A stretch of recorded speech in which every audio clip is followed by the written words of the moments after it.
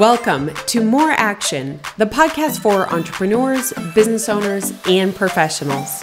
I'm your host, Shelly Bryan, and together we have candid conversations with industry leaders to uncover valuable wisdom and lessons learned. My hope is you use these lessons to intentionally take more action in business and life. I hope you share and enjoy.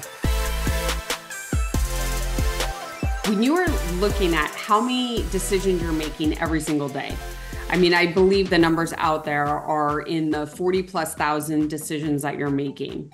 I'm curious, when it comes to your business, your career, maybe some relationships, how often are some of those decisions clouded by your judgment? I'm going to let that simmer for a second, because judgment is something that I think I've rarely heard it be talked about. It's kind of like that hidden thing not being talked about, but I can tell you specific times in my life where my decisions were fully clouded by my judgment. That being said, I am going to share with you guys today here on the show an example of judgment on me and what it taught me. And it was just such a great example because this has just come up a little bit more in conversations recently. And I think it's, end of the year, things are new, we're meeting new people, things are going on. And, this show is all about being raw, no BS, getting to the core of it and leaving you guys with actionable tactics that you can apply right away. Because again, at the end of the day, it's all bringing it back to more action.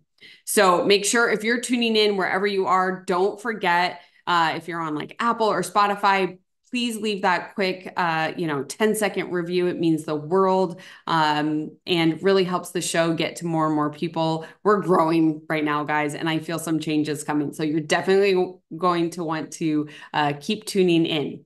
Now, I'm going to kind of give you the end. I don't even know what this is called in movies, but where they give you the end and then they go back and like paint the picture that shows the ending. But essentially what had happened is a colleague that I had worked with in the pharmaceutical industry. I had known her for quite some time. So I was in the pharmaceutical industry for nearly 16 years. I was with one company for a very long time. I had a very long relationship and tenure with this company. And there was a gal that I had worked with and she left the company, right? Grass was greener. She went to go on to try to pursue something else.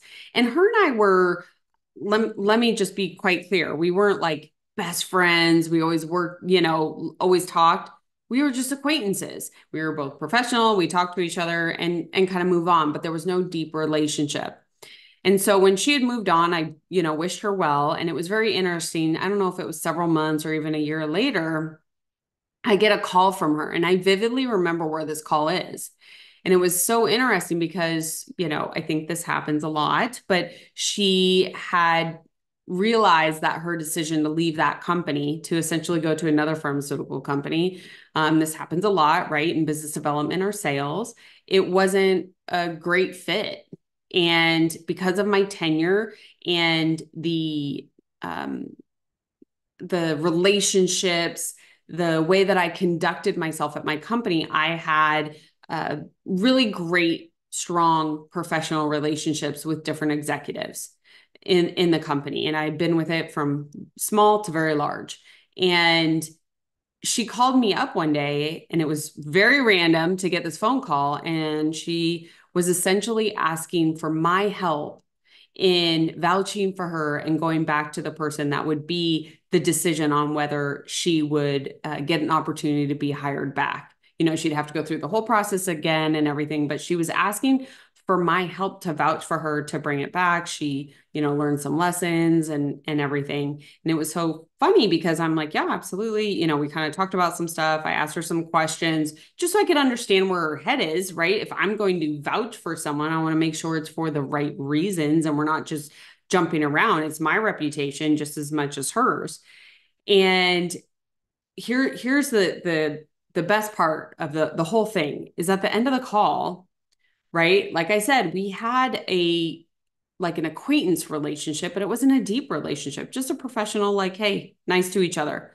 And she goes, Shelly, I really appreciate you taking my call today and listening to me. She goes, to be honest with you, I always thought you were such a bitch. And now I realize that you were just very driven and focused on achieving what you were, focused on, whether it was like quotas or whatever. And it was so funny because I absolutely loved her blatant calling me a bitch, but it was interesting because she judged me, right? I give her mass kudos for ending the call like that. Like I could only imagine calling up a peer that you thought was that type of person and then asking for help from that person. So she's got major cojones in my mind to be able to do that. But I love that she was so open and honest with me in telling me that. So she held judgment on me, yet she didn't let it stop her actions. Okay. Because she still asked me to help her. Now, I'm going to leave you guys hanging whether she got hired or not. Not part of the story. The story is coming back to the judgment. So I love the fact that she didn't let her judgment of me still come and ask for my assistance in vouching for her to get the job back. So now what I want to take you back to is why she had that judgment. When I first came into the industry, I mean, I'm still very driven. Let's be honest. If you've been tuning in, you know that I'm very much a high achiever. I am incredibly focused. I have this quiet consistency. I don't need to be the loudest in the room, but you're going to see my results will always speak for themselves. And when you're in sales and stacked ranked, I mean, there's money on the line, there's notoriety, there's trips, there's Rolexes, there's all these things that come with it. And so I just was, I was so focused on winning year after year and driving results. And it wasn't necessarily for the money. It was truly just because I was a high achiever. And because of that way, I didn't actually talk, like I didn't develop strong relationships. I didn't like want to be friends with everybody because I looked at them as competition. And I share a lot about this in some other episodes. I kind of grew up always in sales and always, competing on horses. It's a zero-sum game. Someone else wins, that means I lose. So I was just kind of this quiet, consistent, I'm just going to let my actions speak for themselves. I'm going to be nice and professional and kind to everybody, but I'm not going to go in deep, right? So you can kind of see where she's getting this judgment from. And, I was focused on me. 100% I was focused on me. I was in no way helping others. I wasn't wishing them bad, but I just, listen, I'm competitive. I wanted to win. I wanted to crush them. I mean, that's just what it is. And it's very interesting because when she said that to me, I mean, I was still at the company. This was the first pharmaceutical company I was with. I was only with two over that tenure. That, like I told you, almost 16 years. And I started thinking back and being like, man, why did she think that? Like, what was it? And it was all the things that I just listed. I was so focused and so going forward. But what was very interesting, and this was a lesson, like I said, I mean, I think this was over 12 years ago, I will say, when she did this. And her judgment of me actually taught me not to judge others. And it was just such a great reflection point in the fact that you have no idea, right? When we judge other people and that clouds, like, I mean, it's just that judgment changes decisions and it changes the way we view other people. But at the end of the day, unless you have these conversations, you have no idea what other people are going through. And so because I got judged, I was like, dang, who am I judging? Who am I maybe like passing off? Either good or maybe I'm passing off bad. Either way. And so it taught me that lesson. The other lesson that it taught me, or just, I guess, reinforced, and that's really what I wanted to talk about today, is that my mindset of not letting others' judgment change my actions.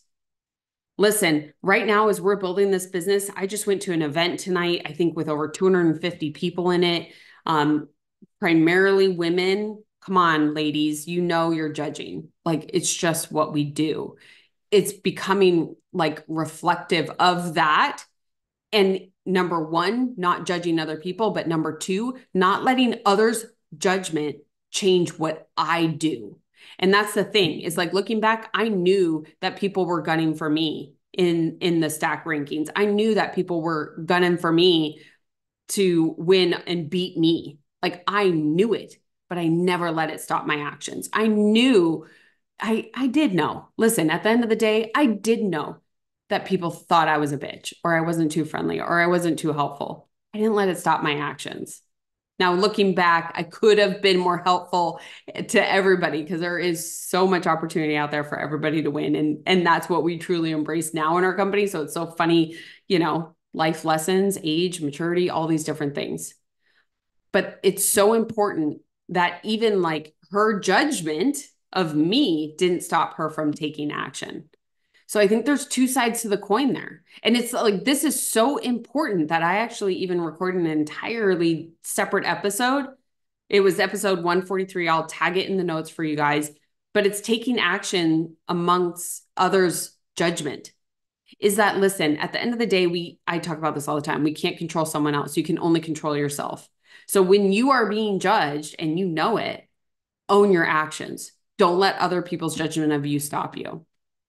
And then on the flip side is that knowing that you're being judged is, how can you actually stop that in yourself? And so the real action of this episode today is really to reflect, to see where you might be holding judgment of others and or even judgment of yourself. And let's be honest here, as we close this out, have you ever said, think about it, because I know I have, I'll be first to admit it. Have you ever been like this other girl that I just mentioned? Have you ever said in your head silently, man, she's a bitch? My guess is yes, because hello, we're human and we're women. If you're a woman tuning in, men, you're getting into the female mind right now. But when you have that come across your mind, when that hits you, that's a good place to stop. It's a good place to just stop and start and be like, wow, why do I have judgment on her? And really understand. And more often than not, it's a comparison to yourself. It's a judgment that you have on yourself. And so just taking away from this, I wanted to bring this up because this is something that's happening more and more. Social media is driving judgment. There's so much more, you know, we're back in person again. Everything is growing. There's so much opportunity, events. We're getting ready to like hit event season here in Scottsdale. I mean, this week I've got 3 events back-to-back nights, and it's like all coming. So when you walk into these rooms, walk in there, set the intention to be judgment-free of everybody else, and then know if they are judging you, because most likely they are, unless they've listened to this episode, don't ever let that judgment stop your actions and stop you from achieving everything that you want. Thanks so much for tuning in. I hope you found value in this. Again, if you did, please share this with someone else and get the word out. Like I said, the show is growing like crazy, and I can't tell you enough, and I can't tell you how grateful I am that it's all because of each and every one of you.